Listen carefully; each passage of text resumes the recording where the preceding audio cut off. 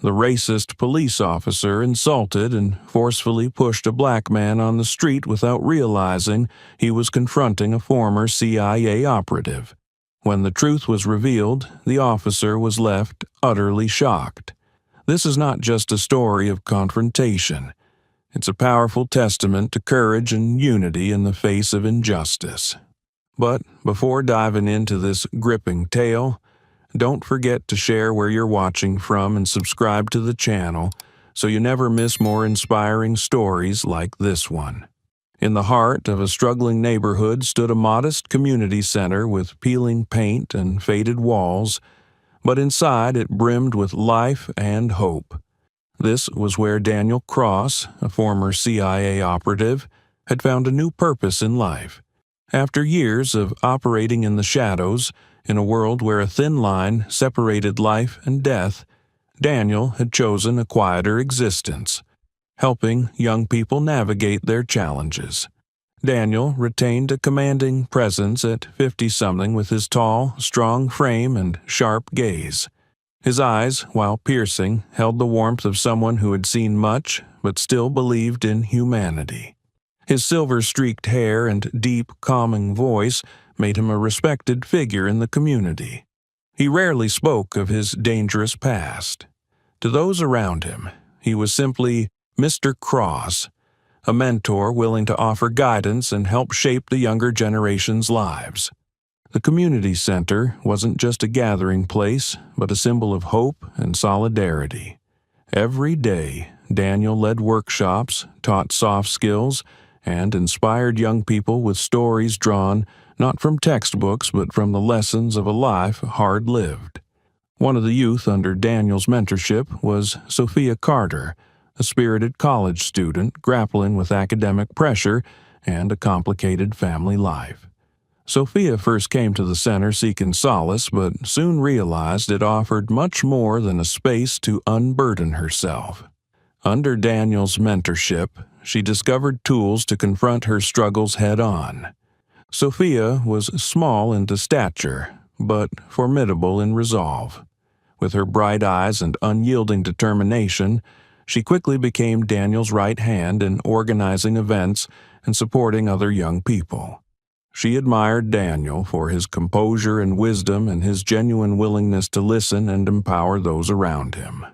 One day, curious about Daniel's motivation for running the center, Sophia asked him why he chose this path. Daniel smiled and replied, "I spent a lifetime racing against time.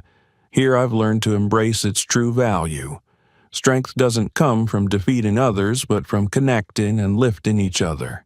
The days at the community center continued peacefully, but Daniel sensed a shift, a subtle forewarning of unrest. The memories of his past, the dangers he once faced, seemed to creep back. Soon, a shadow loomed over the neighborhood, threatening the peace Daniel and the community had worked so hard to build. Daniel's unease finally materialized one day when an unfamiliar face showed up at the community center. Jason Reed, a tall, imposing police officer with cold, piercing eyes, entered the center exuding arrogance. The overhead lights glinted off the shiny badge on his chest, as if declaring his authority. Jason's gaze swept the room, filled with an undisguised contempt for everyone present. For the residents of the neighborhood, Jason's presence was anything but reassuring. Rumors about him had long circulated, stories of a law enforcer devoid of compassion, wielding his power more to oppress than protect. In Jason's eyes, the people in this struggling community were mere weaklings, unworthy of assistance. That day, Daniel was leading a small discussion with some of the younger attendees. Sophia was helping him adjust the microphone when Jason's boots thudded heavily against the floor, disrupting the calm atmosphere. Uninvited, Jason acted as if the place was under his control. All eyes turned to him, and the room grew tense. Jason locked eyes with Daniel, and, in a mocking tone, called out, "So, you're Daniel Cross, right? I've heard you run this place. Does a center like this, Help anyone, or is it just a gathering spot for people who contribute nothing to society? His words were a cold slap in the face to everyone in the room. Daniel stood up, his calm yet resolute gaze fixed on Jason. He didn't respond immediately, instead taking a moment to assess the man standing before him. Sophia, standing nearby, bristled with anger at Jason's insult, but Daniel subtly signaled her to remain calm. Taking a step forward, Daniel spoke, his voice steady and authoritative. This center is a place where people find support and hope, not somewhere for anyone to come and cast judgment. Jason smirked and stepped closer.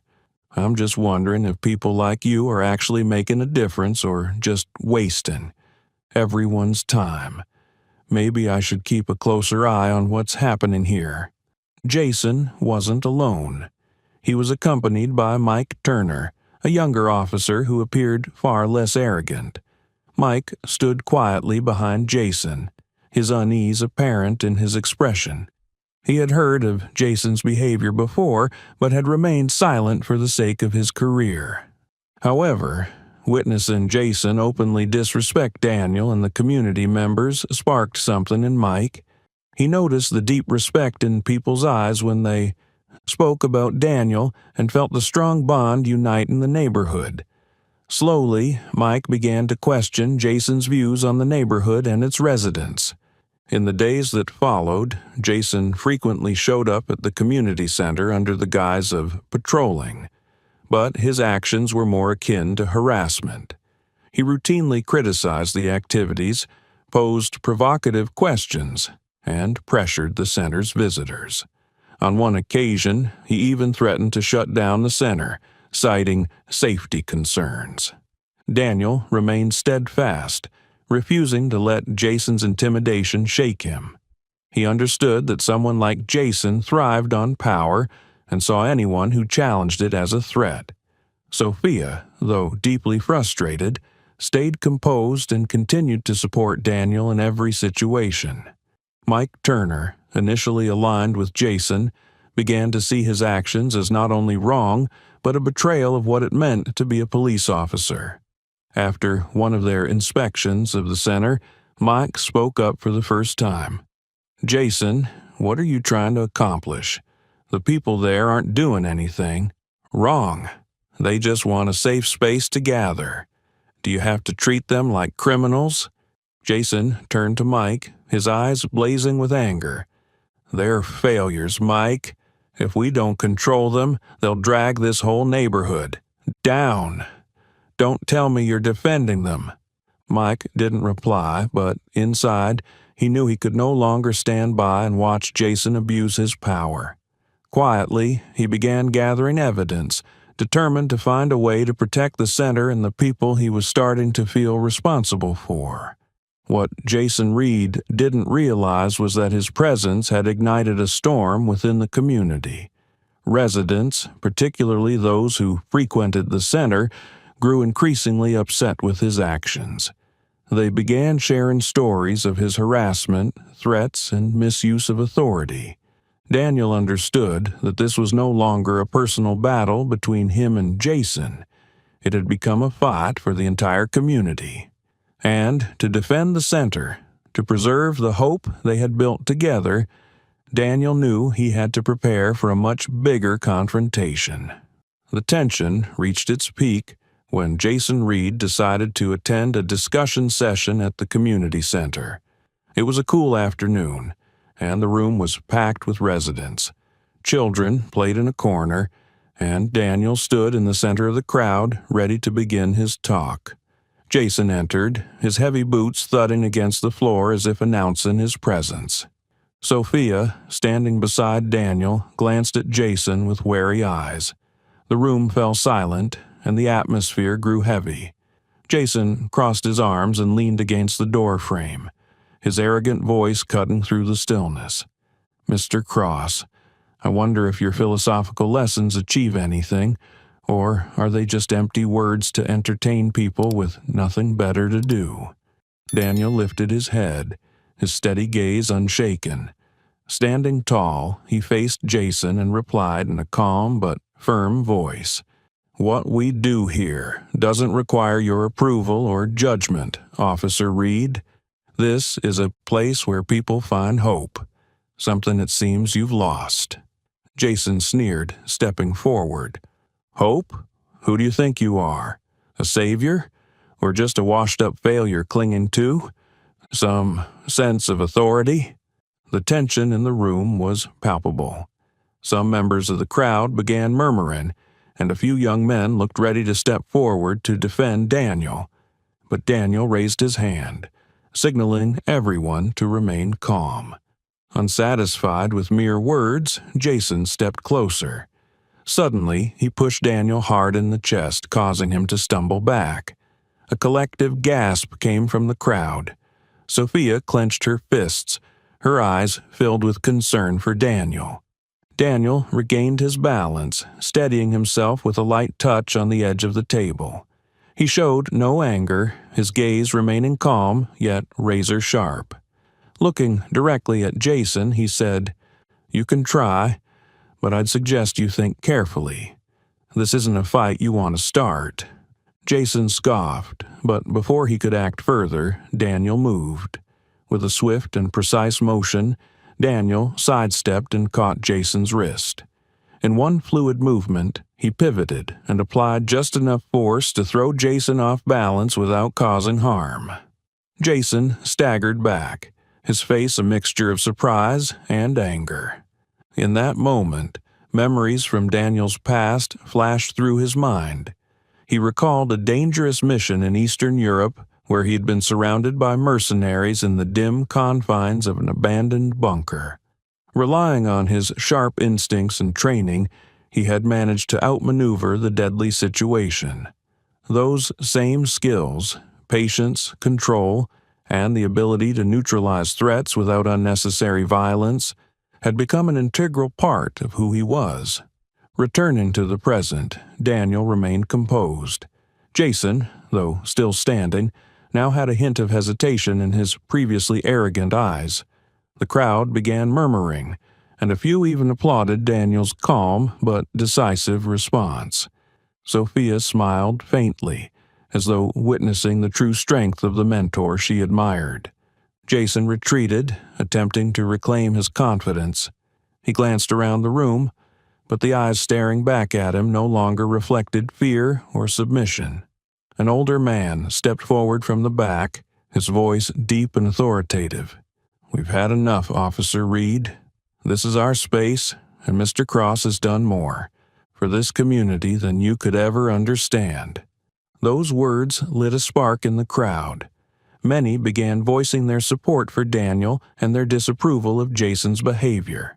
Jason looked around, realizing he was now isolated in a united community. Seething with anger, Jason turned and stormed out, throwing one last threatening glare at Daniel. The center's door closed behind him, but Daniel knew this was just the beginning. As the crowd dispersed, Sophia approached Daniel, her voice filled with concern. "Mr. Cross, are you okay? Do you think he'll come back?" Daniel placed a reassuring hand on her shoulder, his gaze both serious and gentle. "Sophia, I'm not afraid of people like him.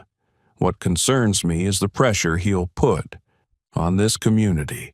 But remember, we're not alone. Our strength lies in our unity." Sophia nodded, her trust in Daniel and their mission growing stronger.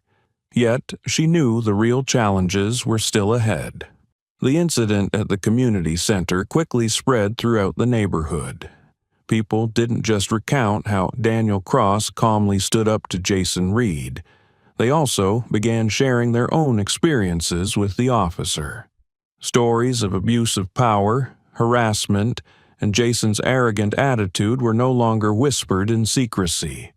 Through social media, these tales spread rapidly, drawing attention even from outside the neighborhood. Daniel had never sought to become the center of attention, but he understood that his actions had awakened a long-suppressed anger within the community.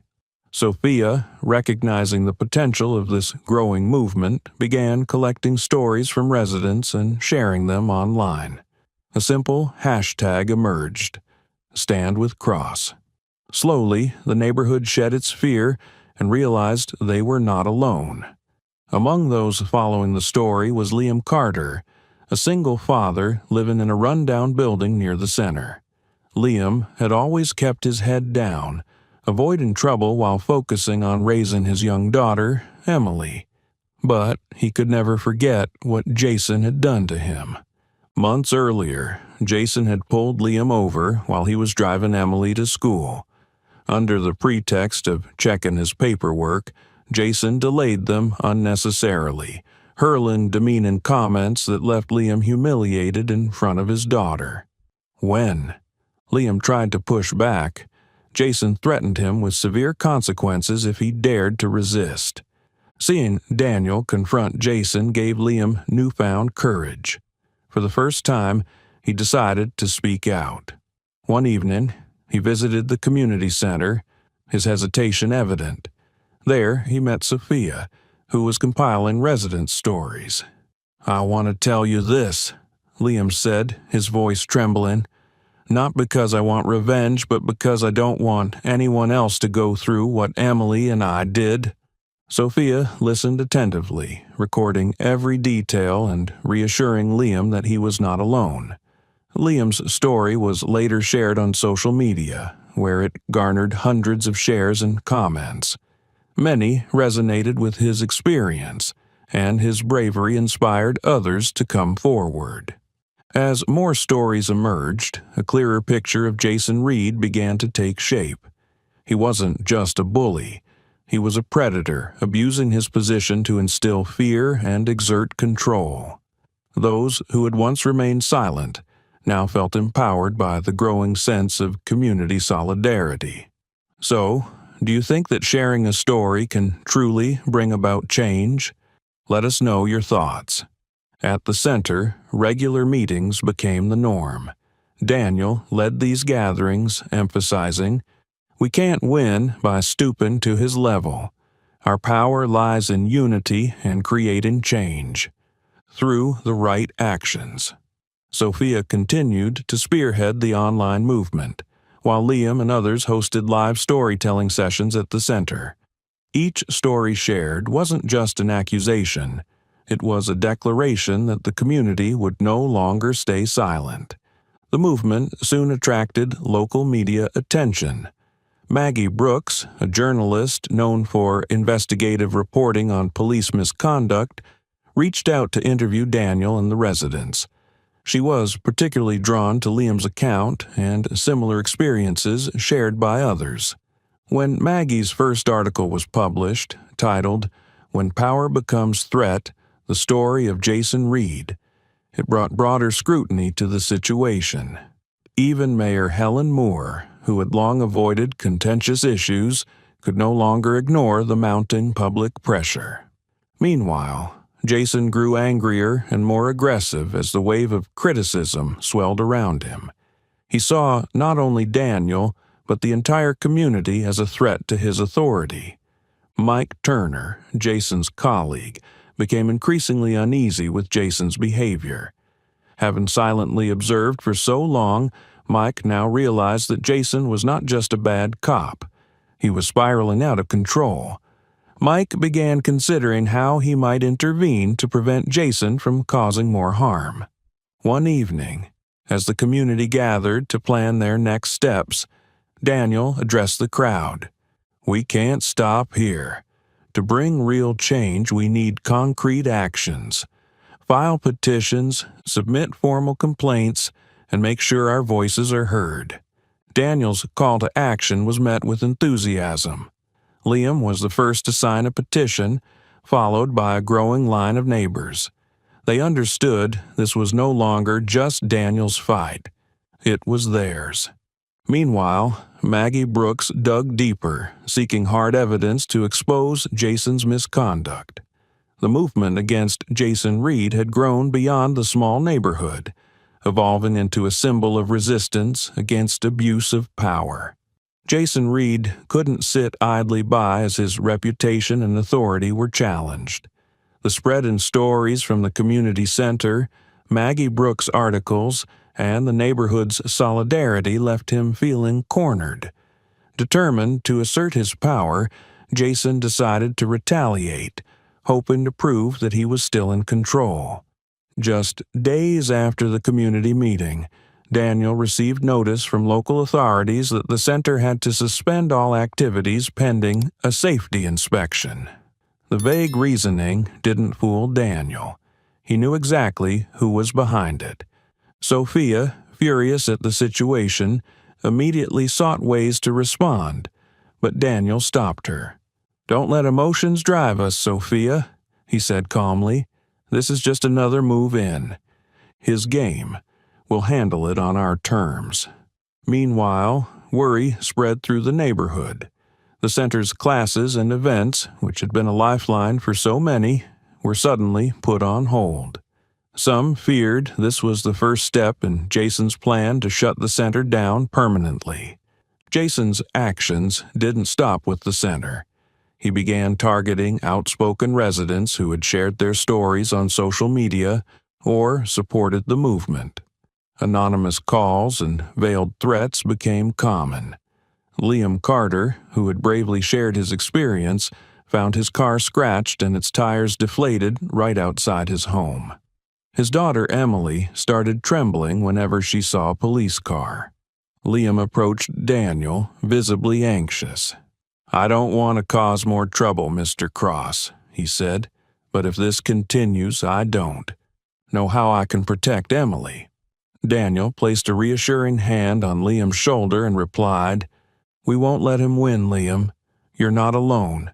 Trust in this community, I promise. We'll find a way to protect everyone."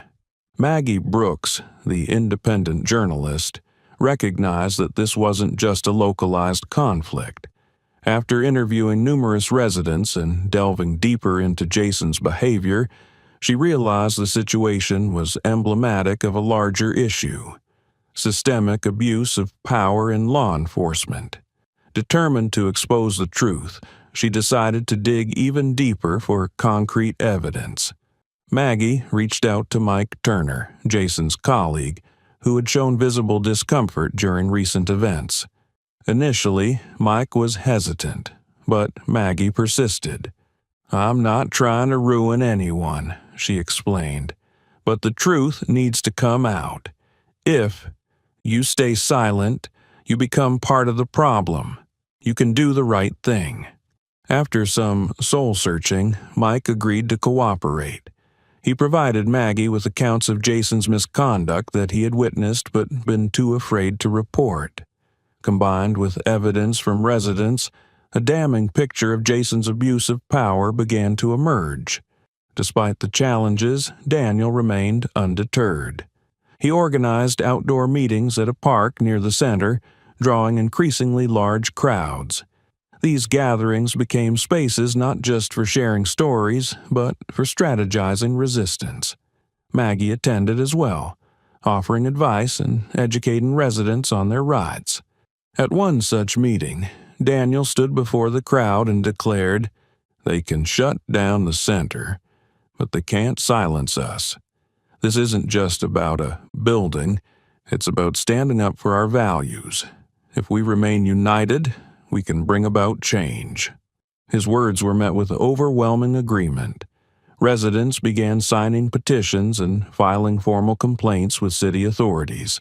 The movement quickly gained momentum, spreading beyond the neighborhood. Feeling the pressure mount, Jason escalated his tactics. He increased his presence in the neighborhood, clearly aiming to intimidate. One night, Jason and a few colleagues parked their patrol cars outside Liam's house, shining bright headlights into the windows for an hour. While the act terrified Liam and his daughter, it was calculated to skirt legal boundaries, leaving little room for accountability. Daniel recognized Jason's attempts to sow fear and division, but stayed resolute. "We won't respond with fear," he told Sophia and Liam. "If he wants to push us to the limit, will answer with persistence and unity.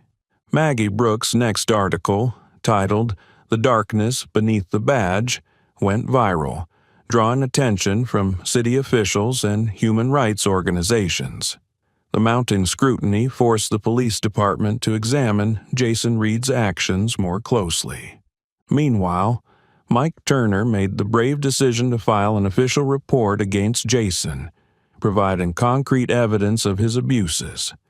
Mike's courage became a beacon of hope for the community, and Daniel knew this was just the beginning of a larger fight. The days of tension continued, but Daniel refused to relent.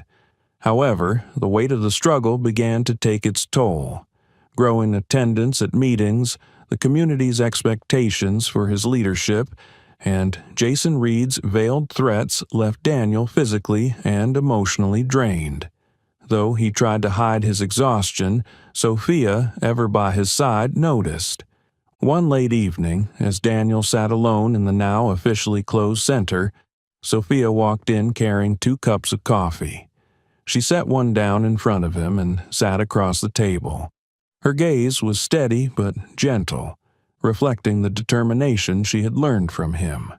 "Mr. Cross," Sophia began, breaking the silence, "you can't carry this all on your own. You taught me that true strength comes from the community and the people around us. Don't forget, you're not alone."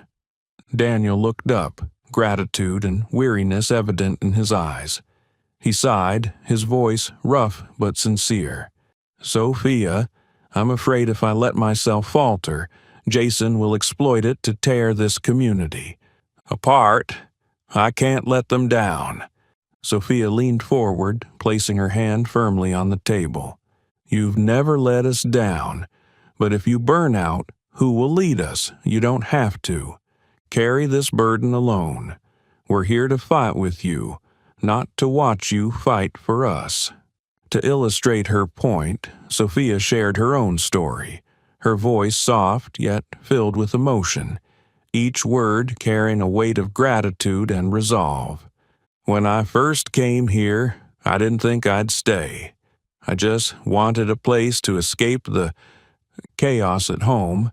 My parents were always arguing, and I felt crushed under the weight of school and family problems. But this center, and you, saved me." She paused, her eyes shining with sincerity. "You helped me see my worth, that I could overcome hardship if I reached out for support. This center isn't just a place where I vented. It changed my life, and not just mine. So many others found hope here because of you." Sophia's words left Daniel silent for a moment.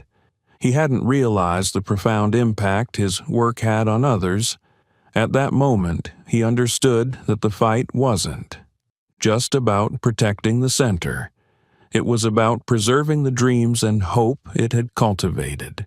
After their conversation, Daniel and Sophia's bond deepened. Sophia was no longer just a young woman seeking guidance. She had become a true ally. She stepped up, taking on more responsibilities, from organizing meetings to rallying younger residents and inspiring them to take action. One morning, as Daniel prepared for a large community meeting, Sophia approached him. "Mr. Cross, let me speak today. People need to hear that we, the younger generation, are fighting for this place too." Daniel studied her for a moment, pride glimmering in his eyes. He nodded, entrusting her with a role few had earned. That day, Sophia stood before the crowd, her voice clear and confident. "We cannot let fear define us. This center isn't just a building, it's a symbol of trust and unity. And we, the people who belong here, won't let anyone take that away." Her speech was met with thunderous applause. Daniel, standing in the background, smiled. He knew that while the fight was far from over, he had a powerful partner in Sophia, someone who not only shared his vision, but also breathed new life into the movement. In the days that followed, Daniel and Sophia became a formidable team. Together, they embodied the community's spirit. Daniel with his wisdom and experience, and Sophia with her youthful determination. Their combined efforts rallied more people to their cause, bringing the community closer together in their struggle for justice.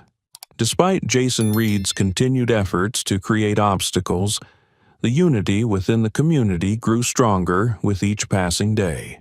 Sophia emerged as a source of inspiration, not only for the younger generation, but also for Daniel, who had once believed that the burden of this fight rested solely on his shoulders. Daniel began to see the struggle as something greater than simply defending the center. It was about empowering the next generation. And Sophia, with her unwavering determination and courage, proved herself to be the perfect partner in this journey. The determination of the neighborhood, fueled by the leadership of Daniel and Sophia, reached a breaking point when Daniel decided to organize a large public meeting in the park near the community center. This gathering was not only to share stories of injustice, but also to deliver a bold call to confront the actions of Jason Reed. Sophia and a team of volunteers meticulously prepared for the event. They distributed flyers, sent out notices on social media, and ensured that every resident knew about it. Maggie Brooks, the journalist covering the story, promised to attend and report on the event. This was anticipated to be not just a community gathering, but a powerful message directed at the local authorities. On the fateful evening, the park was packed with people. Elderly residents with trembling hands but determined eyes stood alongside enthusiastic teenagers waving banners. All had gathered under the soft glow of streetlights. Daniel, dressed in a simple but dignified suit, stepped onto the makeshift podium. Sophia stood by his side, her eyes reflecting pride and resolve. Daniel began his speech with a calm yet powerful voice that resonated with the crowd. "We are here today not to wage a war, but to protect what matters most to us: unity, justice, and hope. This is not just about the community center. It's about standing up against abuse of power and injustice." The park erupted into applause. Residents, once intimidated by Jason Reed's threats and harassment, now stood as a unified force.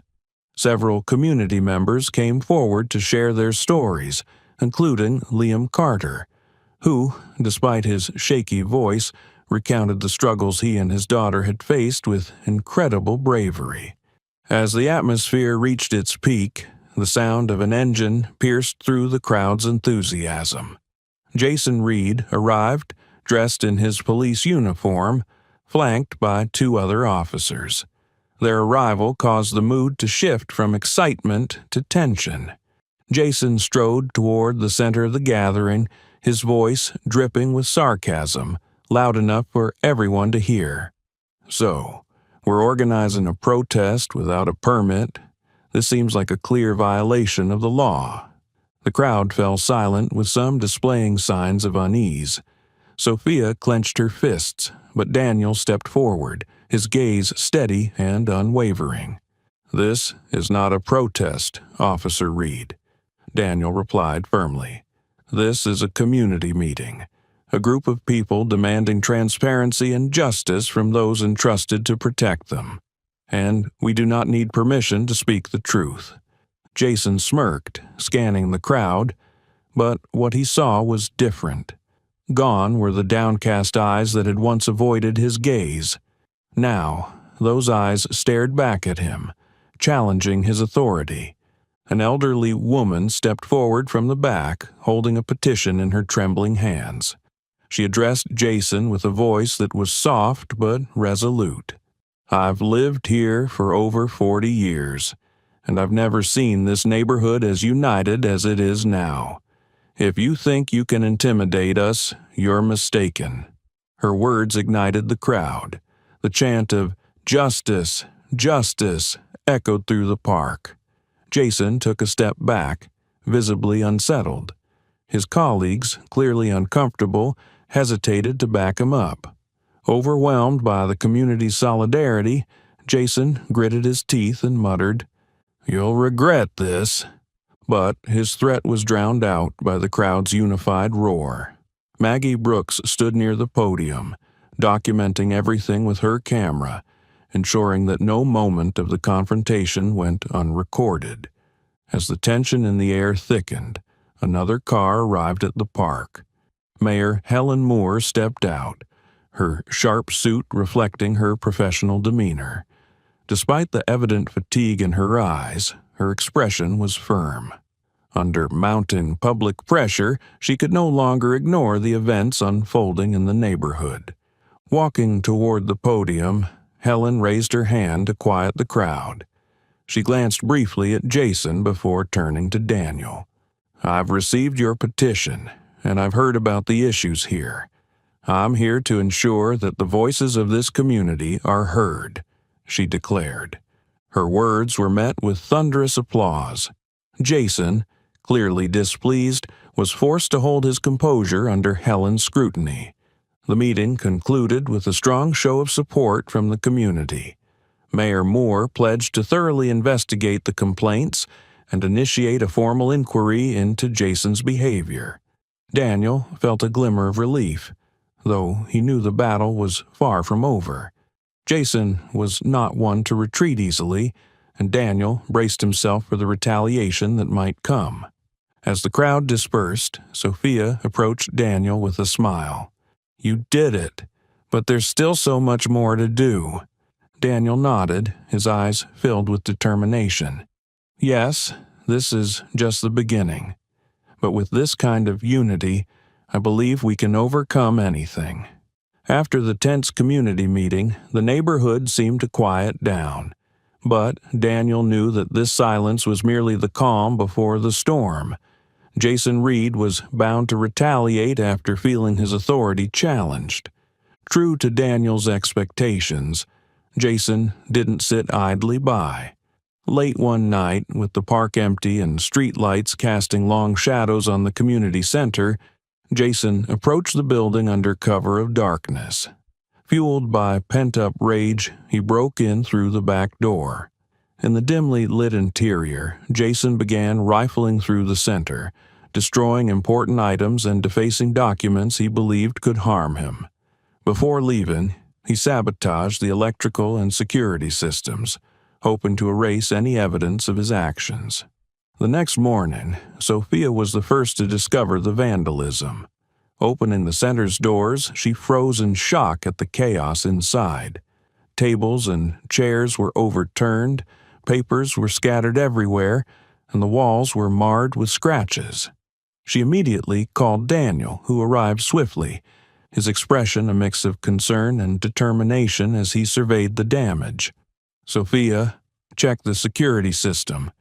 We need to find out who did this," Daniel said, his voice steady but resolute. Sophia quickly examined the security cameras, only to find that all the footage had been wiped.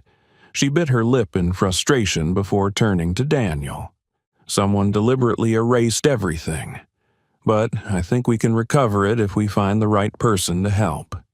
Sophia thought of Jake Morales, a tech-savvy friend from college known for his expertise in data recovery. Without hesitation, she reached out to him, explaining the urgency of the situation. Jake arrived at the community center later that day, carrying a backpack brimming with equipment. With his confident demeanor, sharp eyes behind his glasses, and a wry smile, he assessed the scene. "This is a mess, but nothing I can't handle. Let's see what I can recover," Jake said, setting to work immediately. Plugging his laptop into the damaged security system, Jake worked tirelessly for hours, his fingers flying across the keyboard as he muttered technical jargon that Sophia barely understood. Finally, leaning back in his chair with a triumphant grin, Jake turned the screen toward Daniel and Sophia. "I've restored the footage, and the good news is, we've got everything we need." The recovered video played on the screen, clear as day. In the grainy, black-and-white footage, Jason Reed could be seen breaking in, rummaging through the center, and methodically destroying property. Every action, from rifling through papers to wrecking the electrical system, was recorded in detail. Watching the video, Daniel and Sophia felt a mix of relief and anger. Sophia clenched her fists.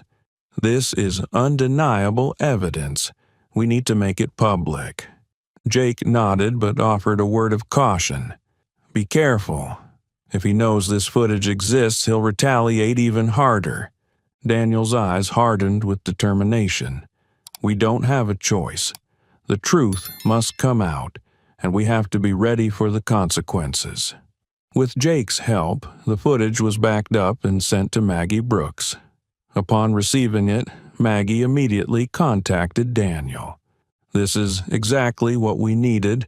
I'll release it through the media, but make sure the community is prepared for the backlash. The video was soon shared widely on social media and local news outlets. The shocking footage of a police officer vandalizing a community center in the dead of night sent shockwaves through the public. The hashtag #JusticeForCommunity began trending, sparking widespread outrage.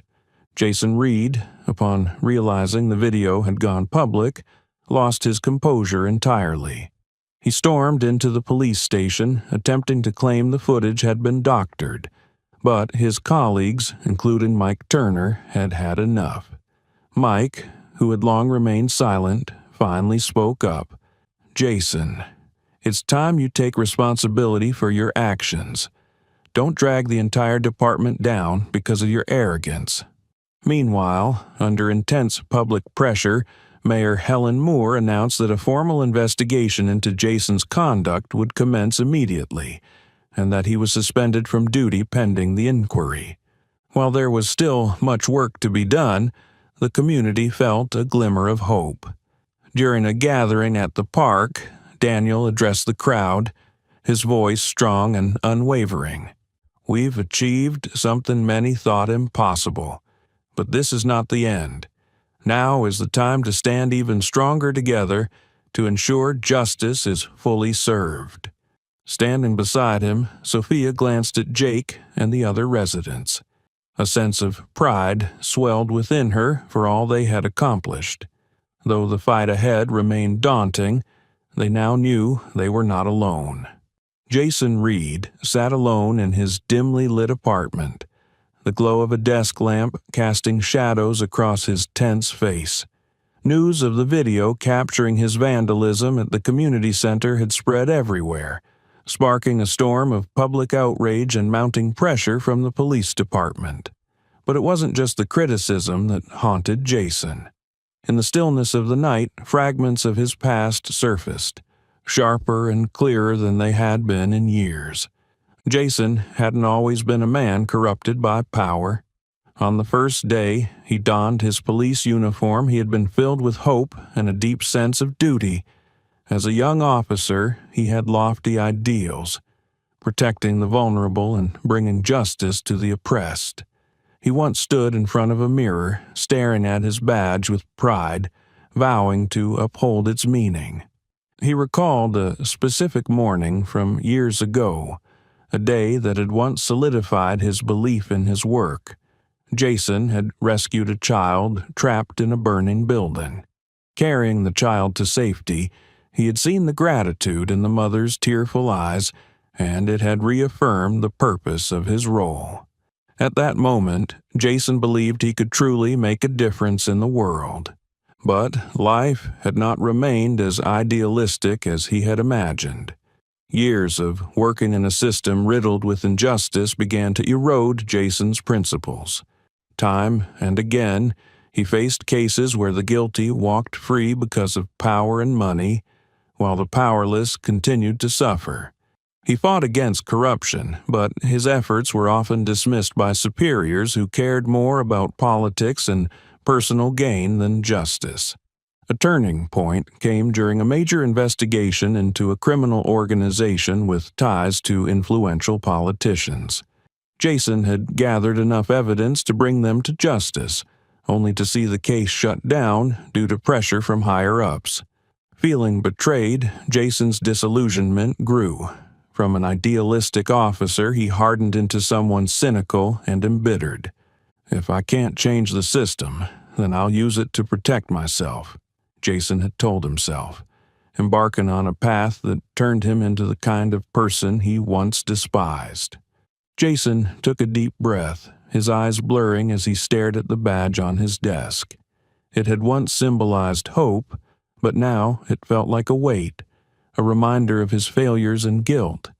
He knew his recent actions, harassing residents, intimidating the community, and vandalizing the center, stemmed from fear and resentment. He didn't want to admit he had lost his way, but deep down, he couldn't deny it.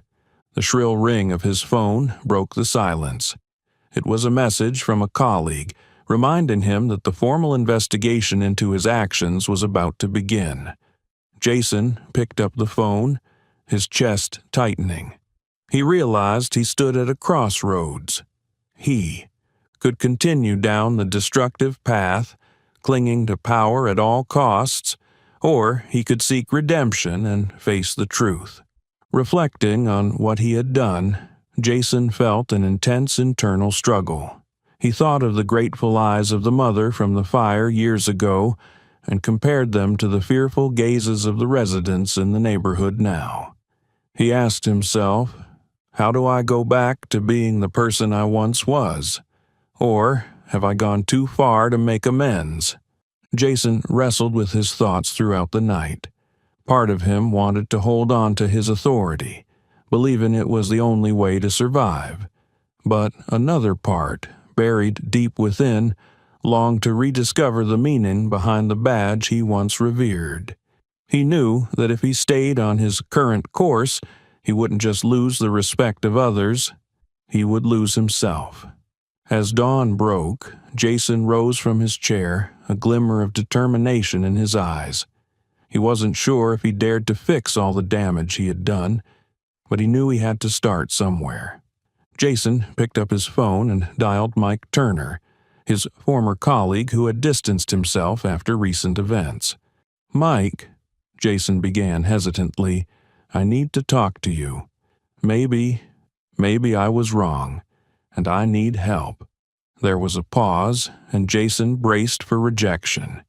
But when Mike spoke, his tone was surprised, yet not as cold as Jason feared. "If you're serious about changing, Jason, it's never too late, but you'll have to be ready to face the consequences." Jason exhaled deeply, feeling a small flicker of hope for the first time in years. He knew the road to redemption would be long and arduous, but he was willing to take the first step. With this decision, Jason resolved to confront his past, his mistakes, and the truth. Jason Reed had decided to change, but the consequences of his actions were not easily erased. As Jason began to confront the truth, the movement against his abuse of power not only persisted but gained unstoppable momentum. With the support of Maggie Brooks and the damning video evidence, the story of the community center spread far beyond the neighborhood, resonating on a national scale. Maggie Brooks, driven by the determination of an independent journalist, spent days meticulously researching, interviewing residents, and uncovering similar incidents from other communities.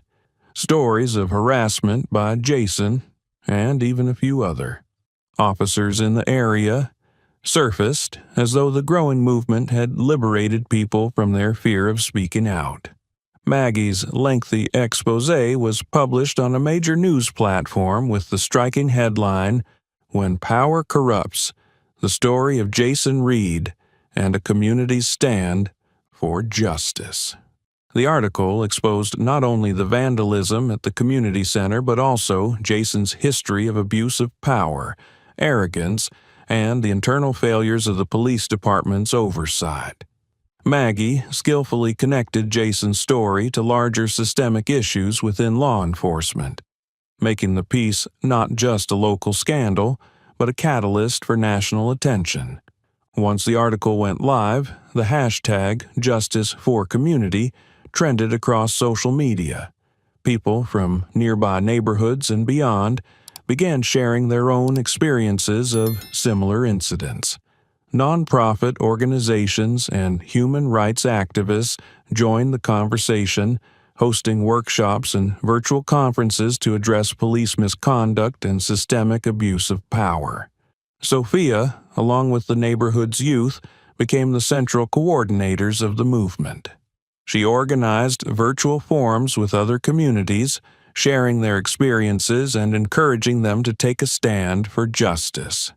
During one of these online meetings, Sophia addressed hundreds of participants, her voice clear and inspiring. "We started from a small neighborhood, but we are not small. Together, our voices can be loud enough to change an entire system." The movement's expansion created mounting pressure on the police department and local government.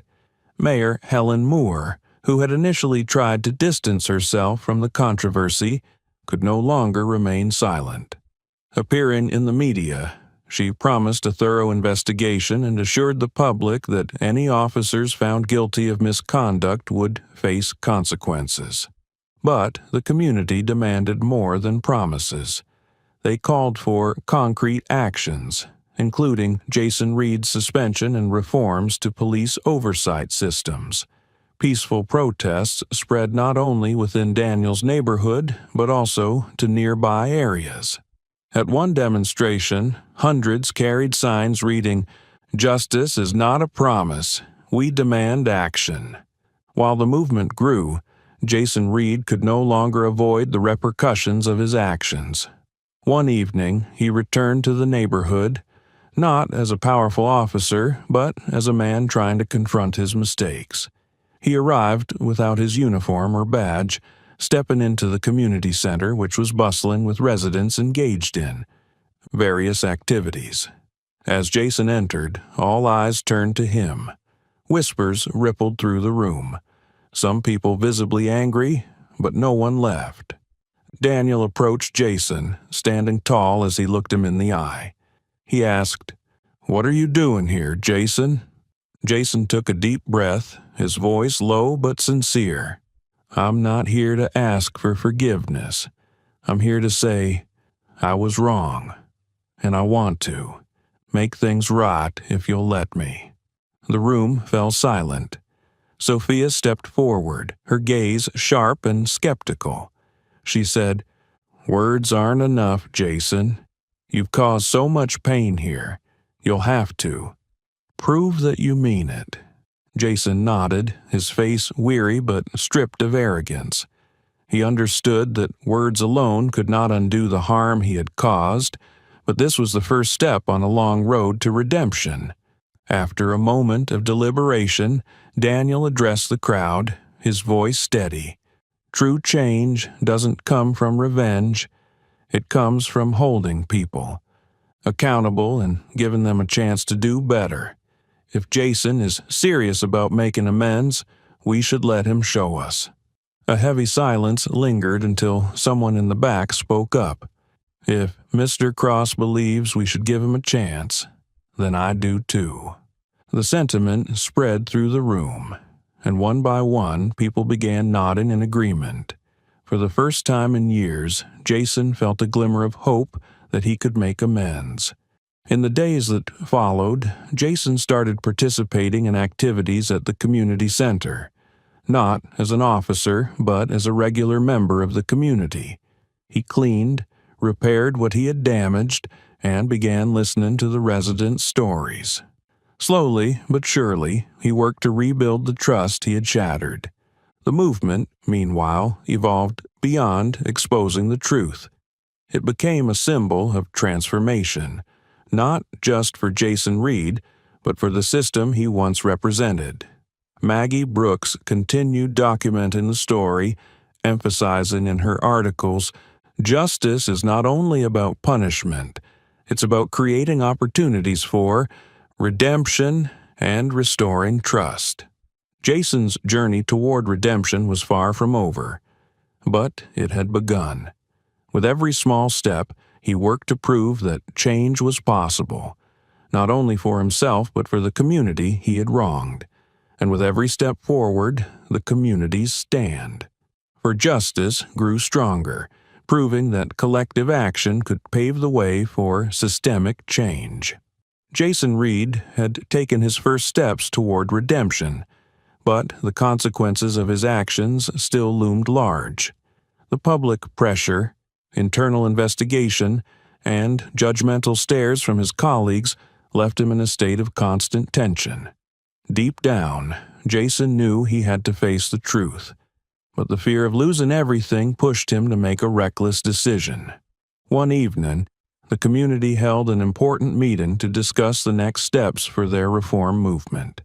As usual, Daniel led the discussion, addressing a packed room of residents and even local government representatives, including Mayor Helen Moore, who had pledged to support the necessary changes. To everyone's surprise, Jason Reed entered the room, dressed in his police uniform. The door creaked open, and Jason walked in with a cold expression. The room fell silent, the atmosphere turning heavy. Some people looked visibly uneasy, but Daniel stood his ground, his eyes sharp and watchful. Jason strode to the front and declared in a firm voice, "Daniel Cross, you are under arrest for inciting illegal protests and disturbing public. Order! I have a warrant for your arrest." Gasps of shock and murmurs of outrage filled the room. Daniel, however, remained calm. Standing tall, he met Jason's gaze with unwavering resolve. "Do you think this stunt will stop us, Jason? We're not afraid of you anymore." Before Jason could take further action, a voice rang out from the back of the room.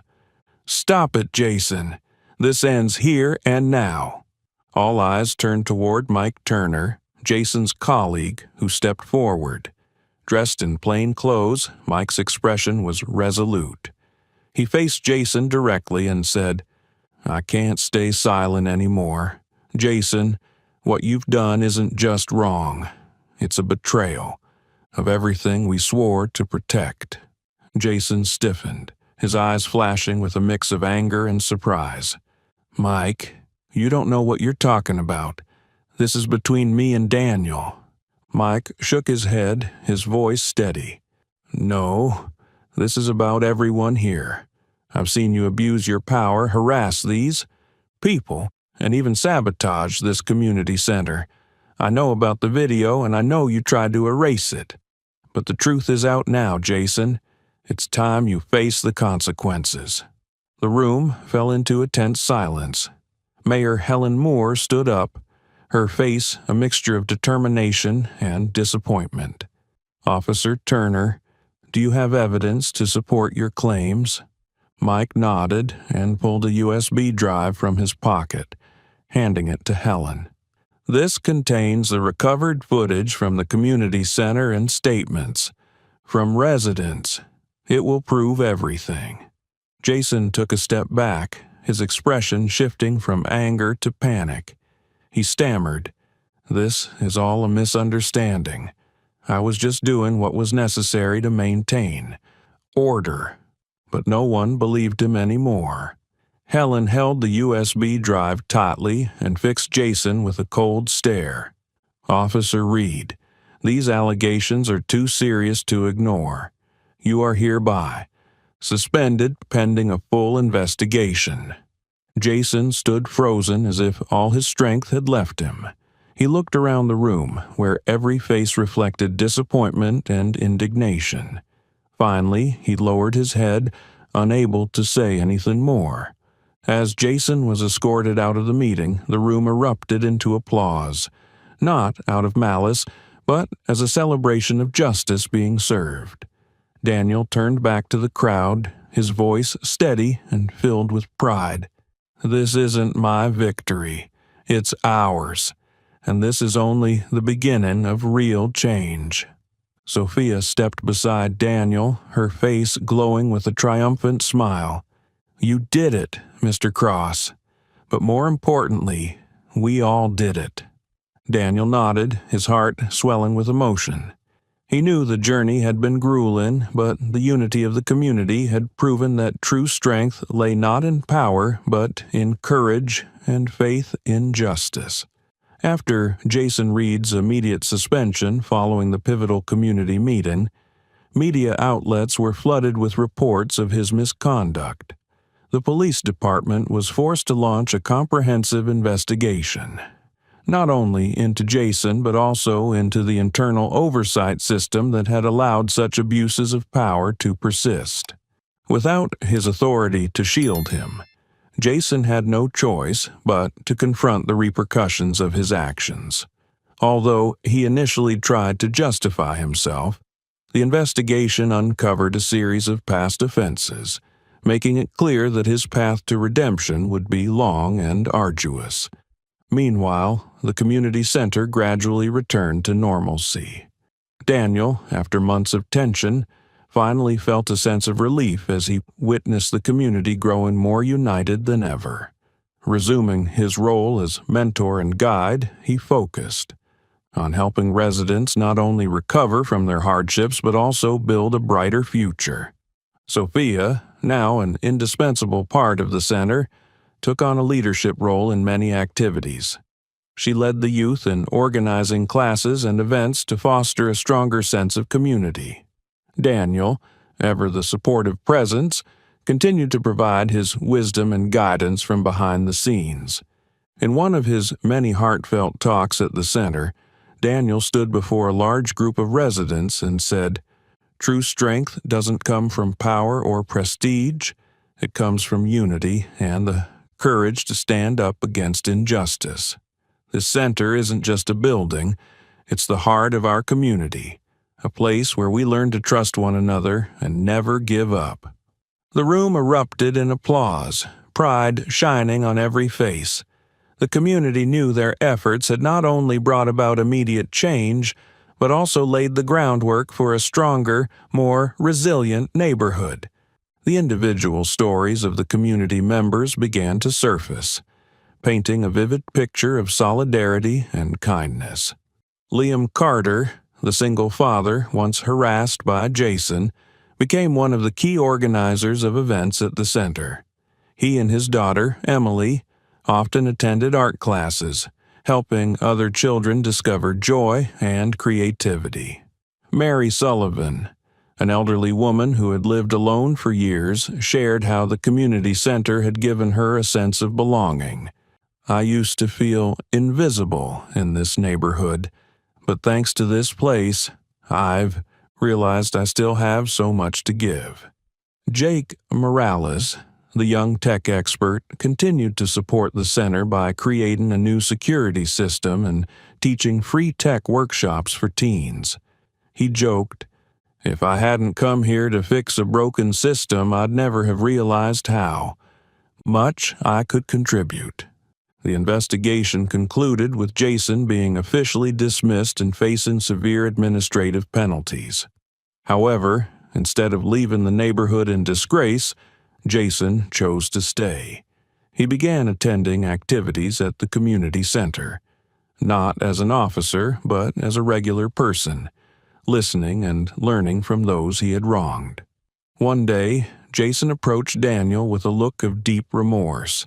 "Daniel, I know an apology can't erase what I've done, but I want to thank you for not giving up on me." Daniel looked at Jason, his gaze steady yet compassionate. "I didn't give up on you, Jason, because I believe everyone deserves a second chance.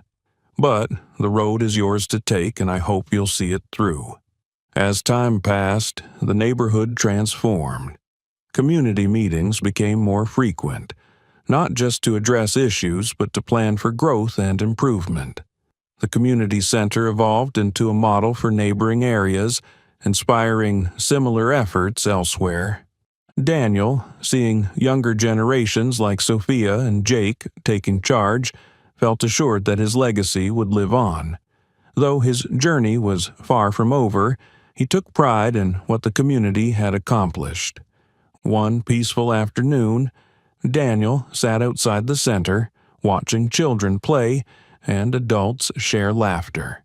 Sophia joined him, settling into the seat beside him.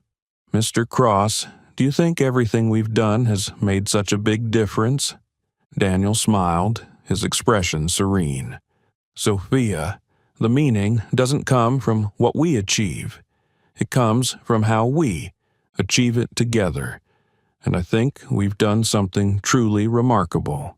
This story is not just about one man's path to redemption, but a lesson in the power of unity and the belief in change. Faced with injustice, the community proved that when people act together, no obstacle is insurmountable." What do you think of Jason Reed's decision to seek redemption? Does everyone deserve a second chance? Share your thoughts in the comments below. Don't forget to like, share this video to spread a positive message, and subscribe to our channel for more inspiring stories. Thank you for watching, and we'll see you in the next video.